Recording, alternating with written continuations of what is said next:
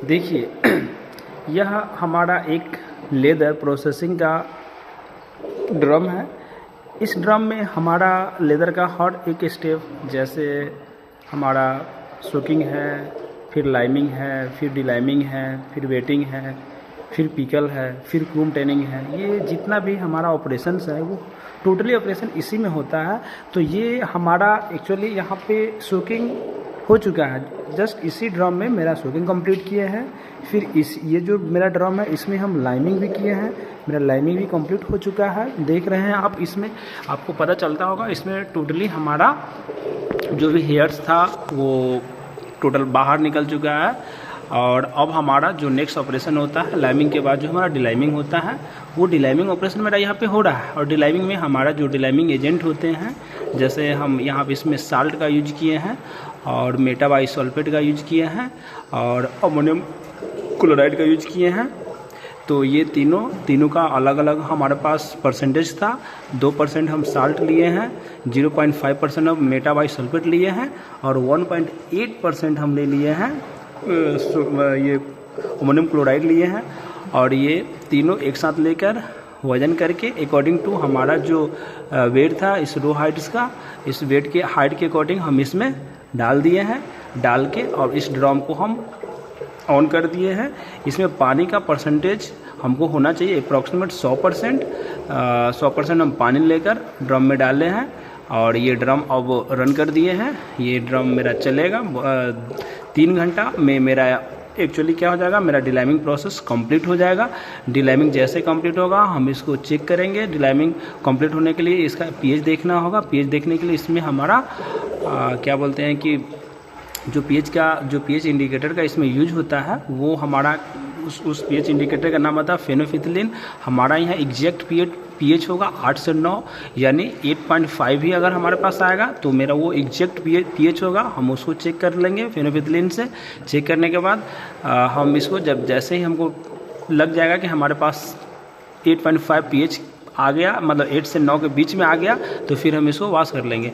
Wash करके फिर हम जब इसके बाद नेक्स्ट हम इसको वॉश करेंगे, फिर आगे बढ़ जाएंगे। आगे हमारा होगा वेटिंग ऑपरेशन। वेटिंग ऑपरेशन फिर इसी में हमको करना है। वेटिंग में भी हमारा एल्कली वेट जाएगा। एल्कली वेट जाकर फिर 2 से 2.5 घंटा वो चलेगा और फिर जैसे मेरा वेटिंग भी हो जाएगा फिर उसका हम पीएच चेक कर लेंगे।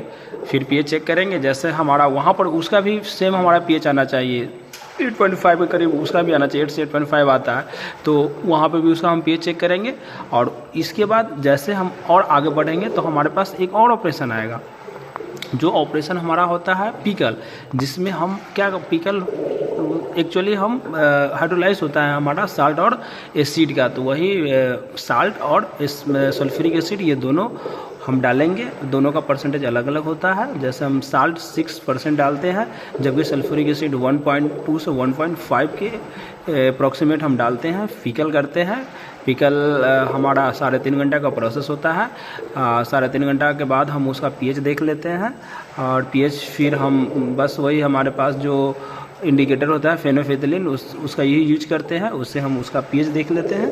पीएच देखने के बाद हमको जैसे एसिडिक फॉर्म में आ जाए, मतलब काफ़ी एसिडिक होता है वो, एसिडिक फॉर्म में ही रहता है।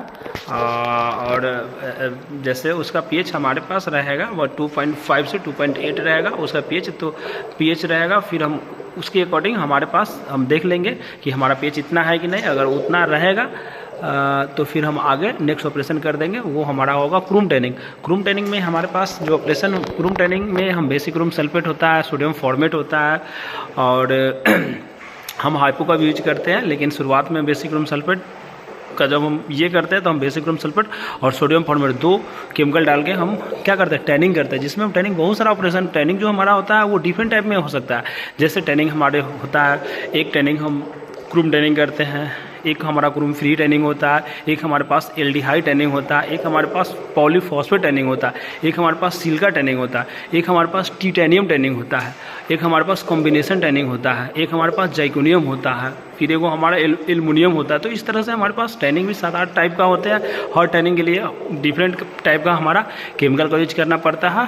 तो जैसे अभी हम इसमें ये जो हमारा है इसमें हम क्रूम टैनिंग करेंगे। तो अभी तो हम यहाँ पे वेटिंग ही कर रहे थे, ये डिलाइमिंग कर रहे थे। डिलाइमिंग के बाद हम और आगे मतलब बढ़ेंगे, डिलाइमिंग, वेटिंग, पिकल, फिर क्रूम टैनिंग करेंगे। फिर इसके बाद इस चीज़ का हम वीडियो हम और आपको आगे बताएंगे, क्योंकि हमारे पास मान लेते कि जब हम टैनिंग कर लिए, टैनिंग के बाद हमारा जब पोस्ट टैनिंग ऑपरेशन में हम आएंगे तो वहाँ पे डिफरेंट टाइप का हम आर्टिकल बना सकते हैं। जैसे मान लेते हैं कि हमको नप्पा बनाना होता है, ग्लोबिंग बनाना होता है, ऑपर बनाना होता है, पोस्टी बनाना होता है, बेल्टिंग लेदर बनाना पड़ता है, प्रिंटेड लेदर है, न्यूबर्क है, स्वेड है, मतलब क्रोकोडाइल प्रिंट है, बहुत सारा आर्टिकल्स है। तो वो जैसे हम इसके ऊपर जो हम भी करेंगे वो आपको हम इस वीडियो में बताएंगे। Thank you.